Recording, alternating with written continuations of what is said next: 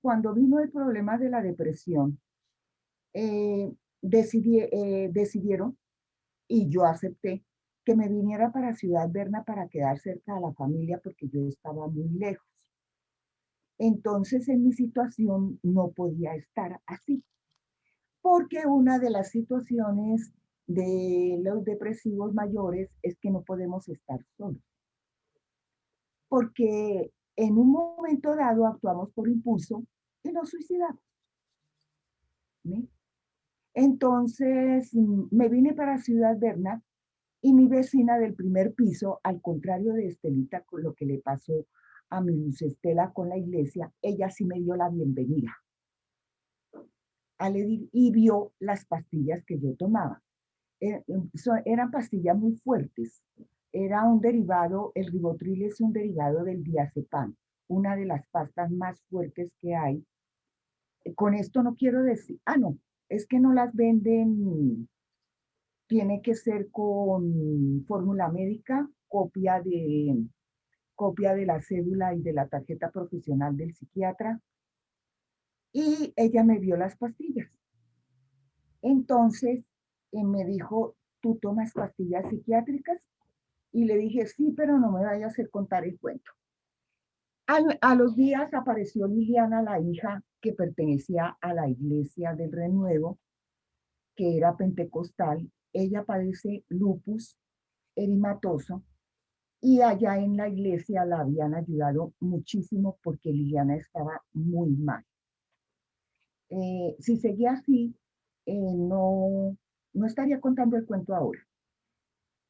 Yo la acompañé no tanto por creencia o no tanto porque quisiera buscar a Dios en el cristianismo, sino la acompañé más que todo por curiosidad. Cuando llegué allá, pues yo no estaba acostumbrada a los gritos, a la batería, a los llantos, a los desmayos, pero me pareció que lo que dijo ese día el pastor en ese momento, como que me llegó, como que me animó un poquito. Cuando a mí me recetaron las pastillas, me dieron una orden y ella me dijo, solamente las vas a dejar cuando yo te lo diga y te las vas a tomar a tales horas. No es que a las 5 de la tarde, 6 de la tarde o cuando se acuerde. Tenía que ser a esas horas porque había que equilibrar el cerebro físicamente. Bueno, yo llego al Renuevo y conozco a Teresa Silva. Y la primera reunión que tuve, la tuve con una pastora que lo primero que me dijo es que aquí en la iglesia duran hasta que se curan. Y cuando se curan se van. Entonces en este momento yo reconozco que debía haberse lo dicho de esa forma, pero en ese momento le dije, no sea ilusa, ni usted ni nadie me puede ayudar. Entonces la dejé tiesa. Después, cuando comenzaron las predicaciones del pastor César, si era César, Teresita, ve, estoy hablando Espérate que es que estoy cancelando la cita. Sigue hablando que estoy cancelando la cita. No. El pastor César me pareció yo conozco la nueva era. No la he practicado, pero la conozco.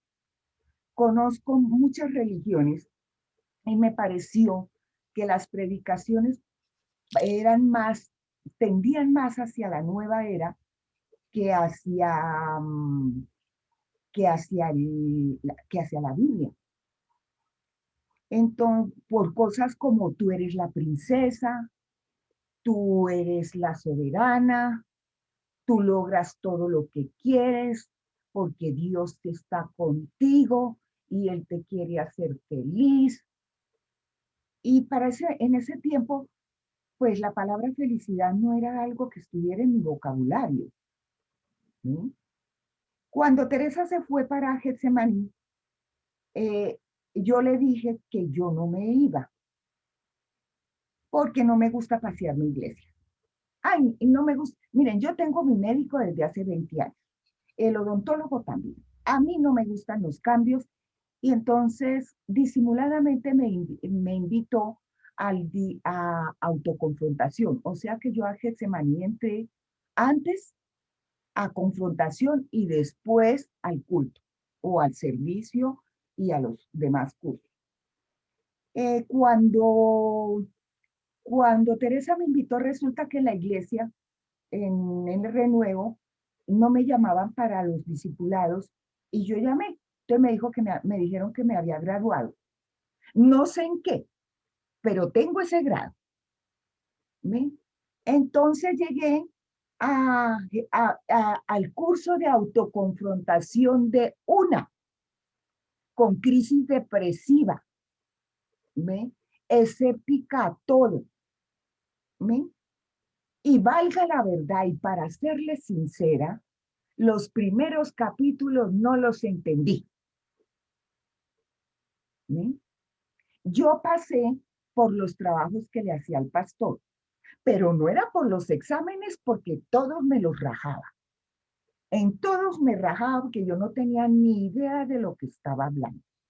Él, ahora, viéndolo hacia atrás y leyendo el curso de autoconfrontación, que se los recomiendo con alma, vida y sombrero, me, eh, hablaba de la soledad espiritual.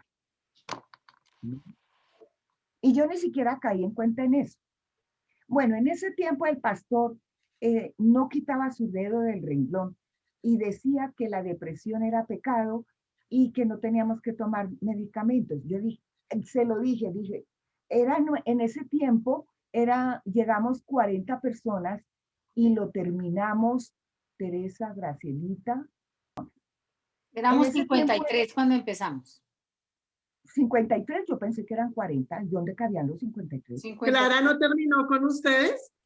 No, ella se pasó en la mitad del curso, íbamos cuando ella se tuvo que ir para Nueva Vida porque el esposo se fue para allá. Entonces, por Mm. sometimiento, ella tenía que cambiar de iglesia. Y yo le dije, delante de todo, le dije, no, encima de lo mal que me siento, entre las Pascuas, entre que no se sabe qué es peor, si las, ay, se me fue la paloma, entre el medicamento que uno toma o la enfermedad. Y usted me sale que estoy pecando. No, yo quedé ahí como medio confundida. Medio no, 1 y medio. Bueno, sin embargo, continuó el curso. Y entonces, el que era pecado, yo que no era pecado. El que sí, yo que no. ¿Ve? Bueno, entonces comencé y ¿se acuerdan de Filipenses 4:6? 4:4, regocijados en el Señor siempre, otra vez digo, y él estaba hablando del gozo y a mí se me escurrieron las lágrimas, porque resulta que esa cualidad y esa característica del fruto del Espíritu Santo como que no era para mí. ¿Sí? Entonces yo comencé a imitar las oraciones de la iglesia de Getsemaní. Gloria a Dios. Es más, me salían tan bonitas que yo misma quedaba convencida. ¿Sí? Y un día estaba yo con gloria, Señor, te alabo, te bendigo, te glorifico, hasta que un momento dado le dije, no, Señor, tú no quieres que yo te eche cepillo. Y no es cierto. Me siento confundida, tengo rabia, tengo ira. ¿Por qué yo? ¿Por qué yo, Señor? ¿Por qué esto? ¿Por qué tengo esto? Que ni siquiera sé. Es que ni siquiera si me preguntan cómo se define, ni siquiera lo sé definir. Por eso esas son cosas que las entiende mejor una persona que lo ha sentido. Porque uno de los problemas mentales es que no sabemos definir lo que sentimos. No sabe, no tenemos, no hay palabras. ¿Sí? En ese momento, y yo pensé que él me iba a castigar, me iba a disciplinar, ¿sí? O que me iba a caer encima rayos y centellas, pues no me cayeron. ¿Sí? Y fue, hasta me acuerdo que fue un día sentada en el carro de la Teresa, que le dije, voy a ocupar mi mente porque la tengo como desocupada. Me voy a aprender el libro de Colosenses. Llegué al segundo versículo. ¿Sí?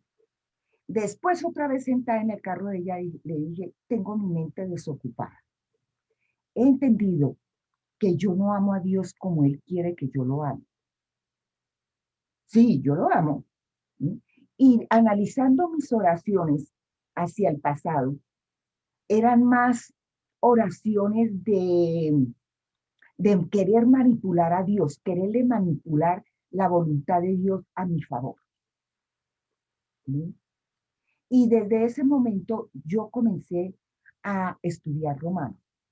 A mí no fue un versículo, fue el libro de Romano el que me sacó adelante. Perdón, Estelita, pero ¿quién te compartió el evangelio?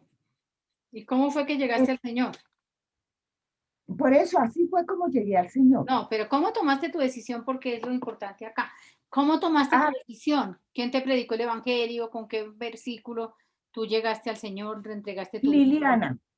Liliana, la primera que me compartió el Evangelio fue Liliana, la hija de doña Carmelita, pero no le entendí nada porque no le puse atención a nada.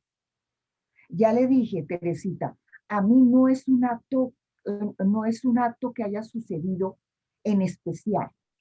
Ha sido un proceso. Ahora, yo venía del catolicismo y yo creía firmemente que el catolicismo tenía la verdad. Cuando yo comienzo a estudiar la Biblia por Romanos, empiezo a entender y empieza a hacer un golpe para mi orgullo el hecho de saber que estaba equivocada. ¿Sí? Y comencé a aceptar que era una pecadora, no en el sentido de la depresión, sino en el sentido de mi vida, de la forma como manejaba mi vida, que era por mi esfuerzo, las cosas que que había culpado a Dios y que creía que era prueba de Dios, eran decisiones que yo había tomado. Y poco a poco empecé a entender que yo era pecadora y que necesitaba de la misericordia de Dios y que el cambio que se podía obrar en mí no era por mi esfuerzo, era por la obra, la misericordia y la gracia de Dios. ¿Sí? Ya. Pero decirle no fue que me pasó como el etíope, no, fue un proceso. No, la salvación no es un Cuando proceso, comencé a perdóname, entender, perdóname, Estelita. Es que de lo que se trata aquí la historia es de la decisión de fe, ¿cierto? Y la decisión de fe es un momento, no es un proceso. La santificación es un proceso, pero la decisión pero de fe, perdón, Teresita, yo tuve que vivir ese proceso para llegar a la decisión de fe. ese es el punto que nos interesa, ese es el que nos interesa, la decisión. ¿Cómo llegaste a la decisión de salvación? Que ese es un momento en la vida de Porque cada creyente. necesitaba, en el momento que reconocí que era una pecadora y que entendí lo que significaba la salvación. Entendí el sacrificio que nuestro Señor Jesucristo hizo en la cruz y que para ello yo tenía que aceptarlo, porque en la religión católica todos somos salvos. ¿Sí? Sí. La salvación es por gracia y la santificación es por obras. Entonces, concluyendo, ¿Sí? el Señor convenció tu corazón con en el libro de Romanos, ¿sí? Sí, señora. Ok. Para mí fue esencial. Para mí fue todo.